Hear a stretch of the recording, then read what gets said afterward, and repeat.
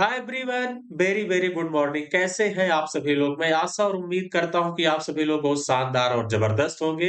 Railway special में जो है आप लोगों की आज होने वाली है क्लास नंबर 6, यानी जिन बच्चों का टारगेट एनटीपीसी और ग्रुप डी है उन्हें मिस नहीं करना है। अगर आप लोग यूट्यूब देखते देखते यहाँ तक आ चुके हैं तो आपको मेरे चैनल पे शुरू से लेके अंत तक बने रहना है। अगर आपको सिलेक्शन लेना है तो बहुत धैर्य के साथ पढ़ाई करनी पड़ेगी। तो आप 25 क्वेश्चन देखेंगे, बहुत मजा आएगा। आप स्पीड बढ़ा के भी देख सकते हैं। तो चलिए, लेकिन टारगेट है आपको याद होना चाहिए। तो आप लोग जहां बैठे हैं वहां मेरे साथ बोलते चलिएगा ताकि आपको हर एक क्वेश्चन अच्छे से याद हो जाए। तो पहला क्वेश्चन देखिए क्या कह रहा है। आरआरबी ग्रुप डी 2018 में पूछा गया है। क्वेश्चन कह रहा है, दुश्मन की उपस्थिति में स्थल, जल या वायु में बहादुरी या आत्म बलिदान के सबसे विशिष्ट काल के लिए दिया जाने वाला सर्वोच्च वीरता पुरस्कार कौन सा है? ये आप लोगों को बताना है। परमवीर चक्र है, भारत रत्न है, ध्यानचंद पुरस्कार है या पद्मश्री है? तो देखिए, आप लोग 25 क्वेश्चन मैं ले आता हूँ। कितने क्वेश्चन आप लोग सही किए लास्ट में कमेंट बॉक्स में कमेंट करके जरूर बताना है। तो चलिए, इसका आंसर क्या हो जाएगा? सभी बच्चों को बताना है। तो क्या दिया जाता है? परमवीर चक्र। ध्यान देना, ऑप्शन नंबर ए क्या होगा इस क्वेश्चन का राइट आंसर होगा। चलिए आगे बढ़ेंगे अगले क्वेश्चन की तरफ। अगला क्वेश्चन कह रहा है, वर्ष 1987 में किस पार्श्व गायिका को नाइटिंगेल ऑफ एशिया पुरस्कार से सम्मानित किया गया था? इंपॉर्टेंट है, रेलवे में भी पूछा जा सकता है, इस बात का ध्यान देना। मुबारक बेगम, कविता कृष्णमूर्ति, पुलापका सुशीला या आशा भोसले? सभी बच्चों को बताना है इस क्वेश्चन का आंसर क्या होगा। नाइटिंगेल ऑफ एशिया किसे कहते हैं?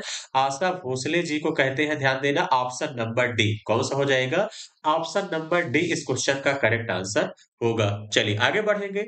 अगला क्वेश्चन कह रहा है, वर्ष 2019 में असम के किस गायक या गायिका को मरणोपरांत भारत रत्न से सम्मानित किया गया था? इसको किया गया था रामेश्वर पाठक को, भूपेन हजारिका को, अर्चना महंत को, पद्मनाभ बोरदोलोई को। किसको दिया गया था? सभी बच्चों को बताना है कि 2019 में असम के किस गायक या गायिका को मरणोपरांत भारत रत्न से सम्मानित किया गया था? भैया भूपेन हजारिका जी को। ध्यान देना, option number B. Option number B क्या हो जाएगा इस क्वेश्चन का करेक्ट आंसर होगा। क्लियर हो गई बात? आप लोग समझ गए होंगे। चलिए आगे बढ़ेंगे अगले क्वेश्चन की तरफ। अगला क्वेश्चन आपसे क्या कह रहा है, निम्नलिखित में से कौन वर्ष 2002 में भारत के तीसरे सर्वोच्च नागरिक पुरस्कार पद्म भूषण से सम्मानित होने वाला सबसे कम उम्र का वाद्य यंत्र वादक था? पंडित रविशंकर, उस्ताद जाकिर हुसैन, उस्ताद बिस्मिल्लाह खां या पंडित भीमसेन जोशी? सभी बच्चों को बताना है कि इस क्वेश्चन का आंसर क्या होगा। चलिए सभी बच्चे बताने की कोशिश करेंगे। हाँ, 2002 में भारत का देखिए तीसरा सर्वोच्च नागरिक पुरस्कार कौन सा है? आप सभी को बच्चों को पता होगा। देखिए, सबसे पहला तो आपका भारत रत्न होता है। देखिए, ये क्रम पूछा जाता है। भारत रत्न सबसे पहला होता है, दूसरे की बात करते हैं तो पद्म विभूषण। पद्म क्या है? विभूषण, इस बात का ध्यान देना। क्लियर है? तीसरा है पद्म भूषण। तीसरा कौन-सा है? पद्म भूषण, यानी इनको दिया गया था, इस बात का ध्यान देना। और चौथा कौन-सा है? पद्मश्री। ये क्रम कभी-कभी पूछ लेता है, इस बात का ध्यान देना। ठीक है? चलिए इसको याद किए रहिएगा। तो इसका आंसर क्या होगा बताना है। तो भैया Ustad Zakir Hussain, option number B क्या हो जाएगा इस क्वेश्चन का राइट आंसर होगा। क्लियर हो गई बात? आप लोग कहेंगे हाँ बिल्कुल सर, बातें यहाँ तक अच्छे से क्लियर हो चुकी हैं। चलिए, आगे बढ़ेंगे अगले क्वेश्चन की तरफ। अगला क्वेश्चन कह रहा है, निम्नलिखित में से वह कौन-सा कवि था जिसने वर्ष 1913 में साहित्य के लिए नोबेल पुरस्कार प्राप्त किया था? रुडयार्ड किपलिंग, अरबिंदो घोष, रवीन्द्रनाथ टैगोर या बंकिम चंद्र चट्टोपाध्याय? सभी बच्चों को बताना है निम्नलिखित में से वह कौन-सा कवि था जिसने वर्ष 1913 में साहित्य के लिए नोबेल पुरस्कार प्राप्त किया था? तो किसने किया था भैया? 1913 में रवीन्द्रनाथ टैगोर जी प्राप्त किए थे। ध्यान देना, ऑप्शन नंबर सी क्या हो जाएगा इस क्वेश्चन का करेक्ट आंसर होगा। इंपॉर्टेंट है, ध्यान देना, ये रेलवे में भी पूछा गया है। रेलवे 2021 में भी पूछा गया है, लेकिन मैंने यहाँ जो अपडेट हुआ है वो लिखा हूँ, इस बात का भी ध्यान देना। क्लियर है? ये कई बार पूछा गया है, इंपॉर्टेंट है। आगे बढ़ेंगे अगले क्वेश्चन की तरफ। अगला क्वेश्चन ये भी कई बार पूछा गया है कि सरस्वती सम्मान पुरस्कार किस क्षेत्र में दिया जाता है? संगीत, साहित्य, पत्रकारिता, नृत्य? तो सरस्वती सम्मान देखिए किस में दिया जाता है भैया? ये साहित्य के क्षेत्र में। ध्यान देना, ऑप्शन नंबर बी क्या हो जाएगा इस क्वेश्चन का राइट आंसर होगा। चलिए आगे बढ़ेंगे अगले क्वेश्चन की तरफ। अगला क्वेश्चन कह रहा है निम्नलिखित में से कौन वर्ष 2008 में भारत रत्न प्राप्त करने वाले या वाली या पहले या पहली गायिका और उन्हें ख़याल गायकी को लोकप्रिय बनाने का श्रेय दिया जाता है। यानी ख़याल गायकी को किसने लोकप्रिय बनाया था और उन्हें 2008 में भारत रत्न भी मिला था, ये आप सभी लोगों को बताना है। विष्णु दिगंबर पलुस्कर, बेगम अख्तर, पंडित भीमसेन जोशी या गंगूबाई हंगल, सभी बच्चों को बताना है तो ख़याल गायकी। देखिए ख़याल गायकी के लिए कौन है तो भैया पंडित भीमसेन जोशी ध्यान देना ऑप्शन नंबर सी क्या हो जाएगा इस क्वेश्चन का करेक्ट आंसर होगा। इन्हें 2008 में भारत रत्न भी मिला था, ये भी आपको याद रखना है। चलिए आगे बढ़ेंगे अगले क्वेश्चन की तरफ। अगला क्वेश्चन आपसे क्या कह रहा है? अगला कह रहा है शास्त्रीय सरोद वादक अमजद अली खां, एक क्वेश्चन तो यही बनता है कि अमजद अली खां क्या कौन-सा शास्त्रीय संगीत बजाते हैं? तो सरोद वादक है।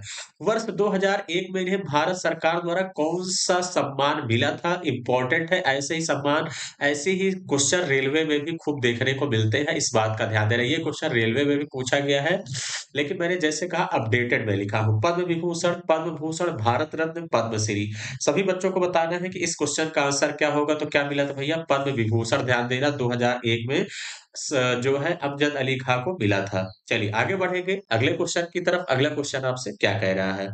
अगला कह रहा है भारत सरकार द्वारा प्रस्तुत किया जाने वाला सर्वोच्च नागरिक पुरस्कार कौन-सा है? आरआरबी ग्रुप डी 2018 में पूछा गया है।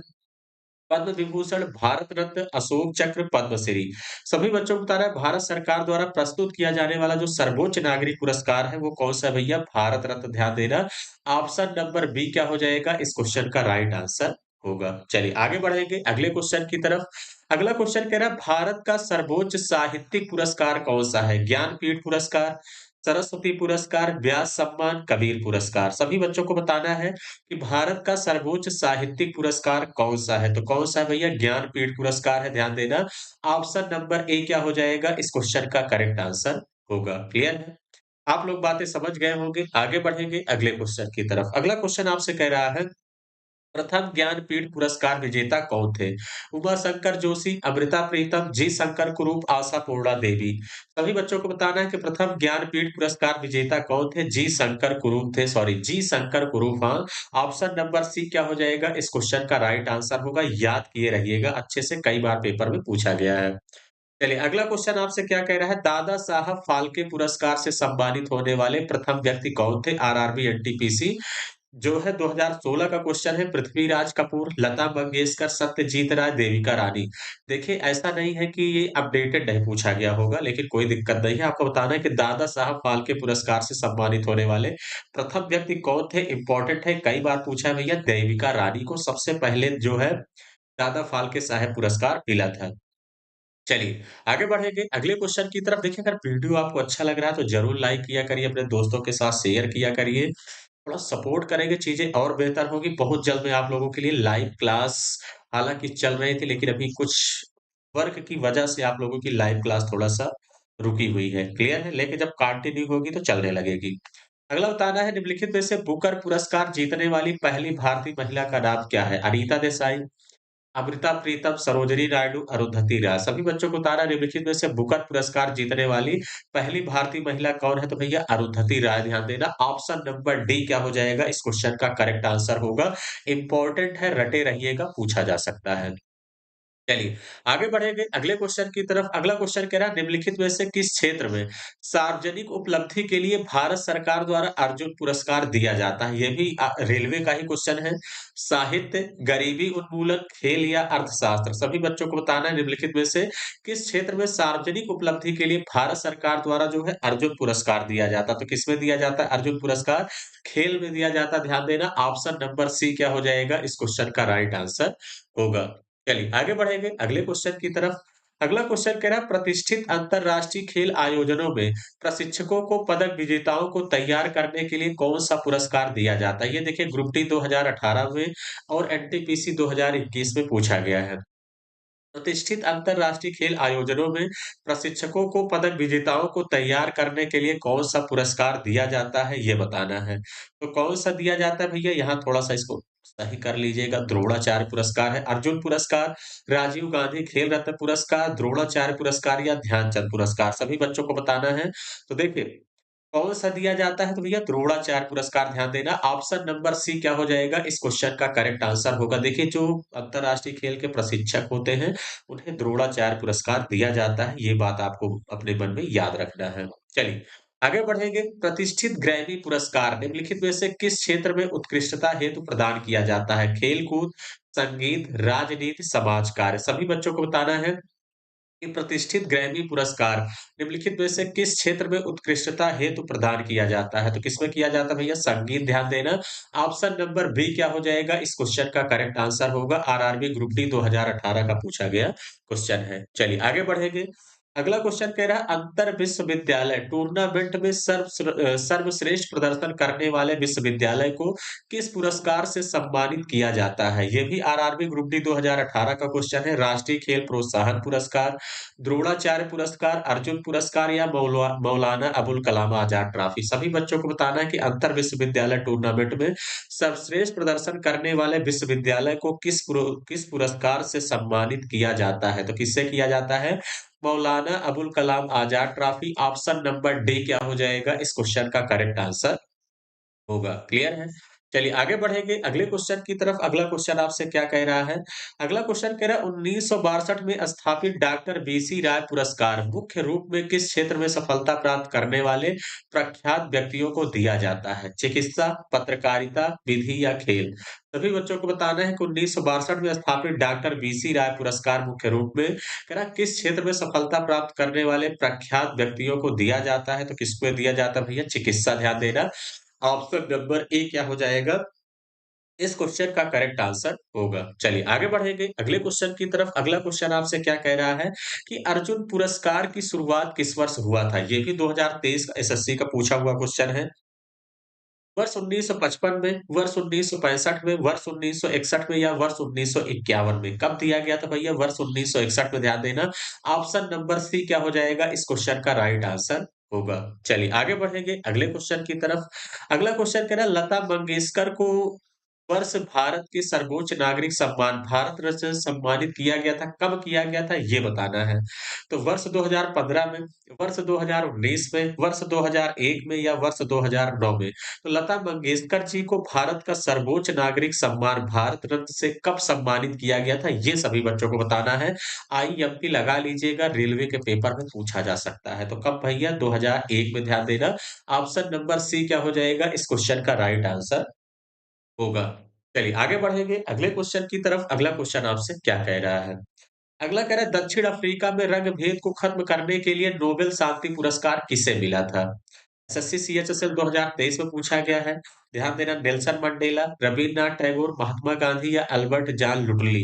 सभी बच्चों को बताना है कि इस क्वेश्चन का आंसर क्या होगा। दक्षिण अफ्रीका में रंग भेद को खत्म करने के लिए नोबेल शांति पुरस्कार किसे मिला था भैया? ध्यान देना बहुत फेमस पर्सनालिटी है नेल्सन मंडेला जी को याद रखिएगा। ऑप्शन नंबर ए क्या होगा इस क्वेश्चन का राइट आंसर होगा। जो बच्चे अभी तक देखिए वीडियो को लाइक नहीं किए हैं जरूर लाइक कर दीजिएगा। अपने दोस्तों के साथ जरूर आपको शेयर करना है। निम्नलिखित में से कौन ऑस्कर पुरस्कार पाने वाले पहले भारतीय हैं? भानु अथैया, सत्यजीत रे, ए आर रहमान या रेसुल पुकुट्टी? सभी बच्चों को ये बताना है निम्नलिखित में से कौन ऑस्कर पुरस्कार पाने वाले पहले भारतीय थे? तो भैया कौन थे? भानु अथैया थे। ध्यान देना। ऑप्शन नंबर ए क्या हो जाएगा इस क्वेश्चन का करेक्ट आंसर होगा। चलिए आगे बढ़ेंगे अगले क्वेश्चन की तरफ। अगला क्वेश्चन आपसे क्या कह रहा है कि रामनाथ गोयनका अवार्ड किस क्षेत्र के लिए प्रदान किया जाता है? कृषि के लिए, विज्ञान के लिए, प्रौद्योगिकी के लिए या पत्रकारिता के लिए? सभी बच्चों को बताना है कि रामनाथ गोयनका अवार्ड किस क्षेत्र के लिए प्रदान किया जाता है? तो किसके लिए दिया जाता है? ये पत्रकारिता ध्यान देना। Option number D. Option number D क्या हो जाएगा इस क्वेश्चन का राइट आंसर होगा।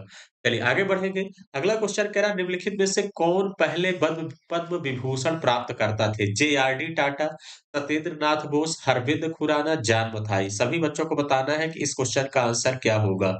निम्नलिखित में से कौन पहले पद्म पद्म विभूषण प्राप्त करता थे? तो कौन थे? Satyendra Nath Bose. Option number B इस क्वेश्चन का करेक्ट आंसर होगा। आप लोगों के लिए एक होमवर्क भी मैं जैसा देता हूँ, ये किस सन में इनको मिला था ये कमेंट बॉक्स में कमेंट करके जरूर बताइएगा। और आज के सफर का आखिरी क्वेश्चन, ये भी वेरी वेरी इंपॉर्टेंट है, 5 स्टार लगा लीजिए। पूछा जाता है, कई बार पेपर पूछा गया है। कलिंग पुरस्कार किस संस्थान द्वारा प्रदान किया जाता है?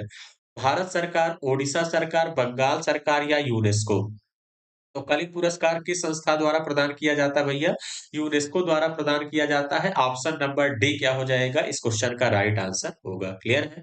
तो चलिए सेशन कैसा लगा कमेंट बॉक्स में कमेंट करके ज़रूर बताइएगा। बाकी इसकी पीडीएफ आप लोगों को जैसा कि मैं आंसर कलर कर कर भेज देता हूँ। जो बच्चों पाँचों पार्ट नहीं डाउनलोड किए हैं जाके ज़रूर डाउनलोड कर लीजिएगा। देखिए डेली 25 क्वेश्चन होता है इस बात का ध्यान देना। अगर मैं 1 महीने भी करा दूँगा तो 25 या 75 साढ़े 700 क्वेश्चन स्टैटिक जीके के आपके कंप्लीट पीवाईक्यू होने वाले हैं इंपॉर्टेंट और यहाँ से बाहर क्वेश्चन नहीं जाएगा इस बात का ध्यान देना। तो चलिए आज का सेशन इतना ही रखेंगे। Thank you, all the best.